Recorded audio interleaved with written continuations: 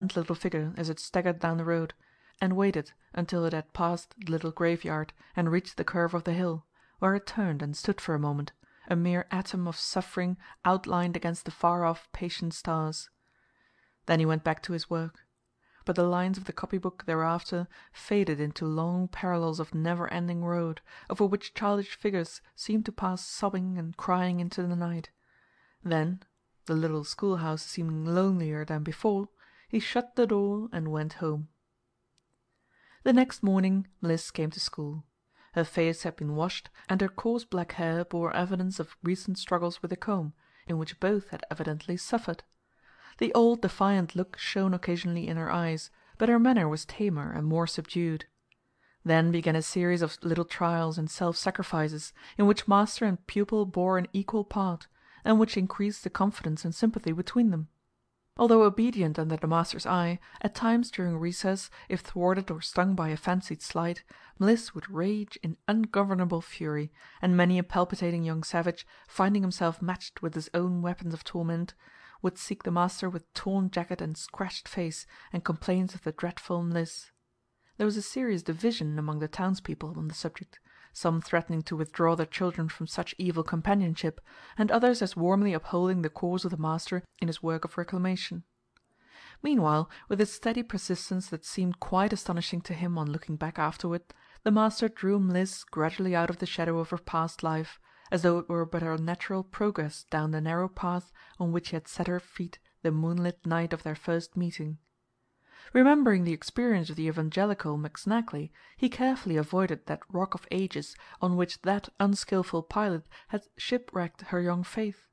But if, in the course of her reading, she chanced to stumble upon those few words which have lifted such a she above the level of the older, the wiser, and the more prudent, if she learned something of a faith that is symbolized by suffering, and the old light softened in her eyes, it did not take the shape of a lesson.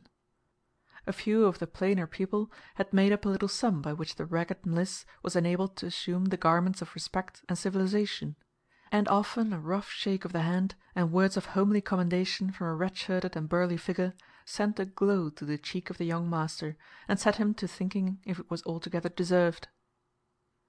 3 months had passed from the time of their first meeting, and the master was sitting late one evening over the moral and sententious copies, when there came a tap at the door, and again Mliss stood before him. She was neatly clad and clean-faced, and there was nothing perhaps but the long black hair and bright black eyes to remind him of his former apparition. "Are you busy?" she asked. "Can you come with me?" And on his signifying his readiness, in her old wilful way she said, "Come then, quick!" They passed out of the door together and into the dark road. As they entered the town, the master asked her whither she was going. She replied, "To see my father." It was the first time he had heard her call him by that filial title, or indeed anything more than Old Smith or the Old Man. It was the first time in 3 months that she had spoken of him at all, and the master knew she had kept resolutely aloof from him since her great change. Satisfied from her manner that it was fruitless to question her purpose, he passively followed. In out-of-the-way places, low groggeries, restaurants, and saloons, in gambling hells and dance-houses, the master, preceded by Mliss, came and went. In the reeking smoke and blasphemous outcries of low dens, the child, holding the master's hand, stood and anxiously gazed, seemingly unconscious of all in the one absorbing nature of her pursuit. Some of the revellers, recognizing Mliss, called to the child to sing and dance for them, and would have forced liquor upon her but for the interference of the master. Others, recognizing him mutely, made way for them to pass. So an hour slipped by. Then the child whispered in his ear that there was a cabin on the other side of the creek, crossed by the long flume, where she thought he still might be. Thither they crossed, a toilsome half-hour's walk, but in vain. They were returning by the ditch at the abutment of the flume, gazing at the lights of the town on the opposite bank, when, suddenly, sharply, a quick report rang out on the clear night air. The echoes caught it, and carried it round and round Red Mountain, and set the dogs to barking all along the streams. Lights seemed to dance and move quickly on the outskirts of the town for a few moments. The stream rippled quite audibly beside them. A few stones loosened themselves from the hillside and splashed into the stream. A heavy wind seemed to surge the branches of the funereal pines, and then the silence seemed to fall thicker, heavier, and deadlier. The master turned toward Mliss with an unconscious gesture of protection, but the child had gone. Oppressed by a strange fear, he ran quickly down the trail to the river's bed, and, jumping from boulder to boulder, reached the base of Red Mountain and the outskirts of the village. Midway of the crossing he looked up and held his breath in awe, for high above him on the narrow flume he saw the fluttering little figure of his late companion crossing swiftly in the darkness. He climbed the bank, and, guided by a few lights moving about a central point on the mountain, soon found himself breathless among a crowd of awe-stricken and sorrowful men. Out from among them the child appeared, and, taking the master's hand, led him silently before what seemed a ragged hole in the mountain. Her face was quite white, but her excited manner gone, and her look that of one to whom some long-expected event had at last happened, an expression that to the master in his bewilderment seemed almost like relief. The walls of the cavern were partly propped by decaying timbers. The child pointed to what appeared to be some ragged, cast-off clothes left in the hole by the late occupant. The master approached nearer with his flaming dip, and bent over them. It was Smith, already cold, with a pistol in his hand and a bullet in his heart, lying beside his empty pocket. Chapter 2. The opinion which McSnagley expressed in reference to a change of heart, supposed to be experienced by Mliss, was more forcibly described in the gulches and tunnels. It was thought there that Mliss had struck a good lead.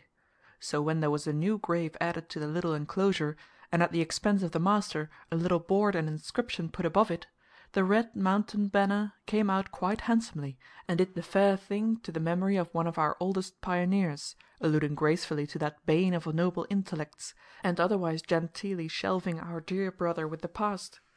He leaves an only child to mourn his loss, says the banner, who is now an exemplary scholar, thanks to the efforts of the Reverend Mr. McSnagley.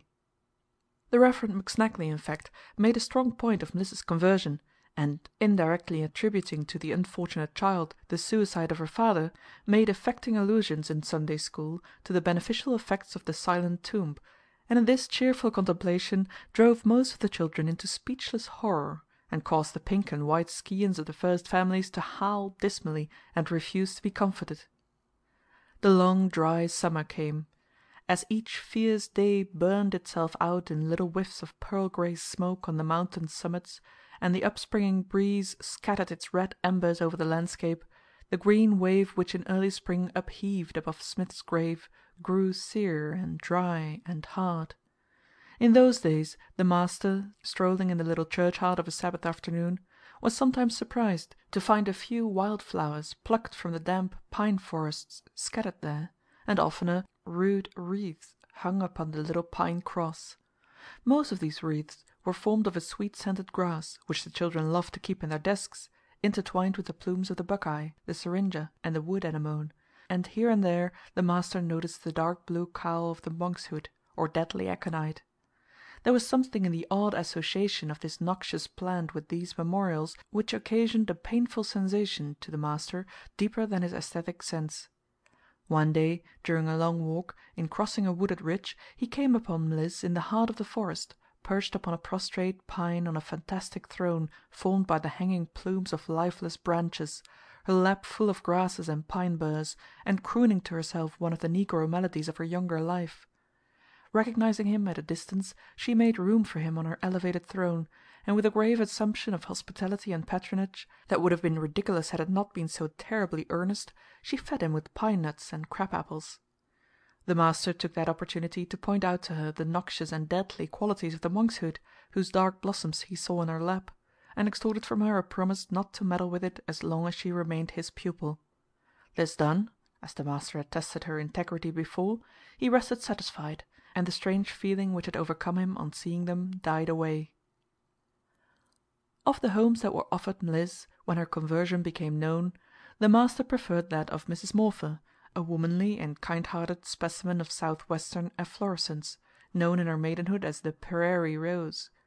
Being one of those who contend resolutely against their own natures, Mrs. Morpher, by a long series of self-sacrifices and struggles, had at last subjugated her naturally careless disposition to principles of order, which she considered, in common with Mr. Pope, as heaven's first law. But she could not entirely govern the orbits of her satellites, however regular her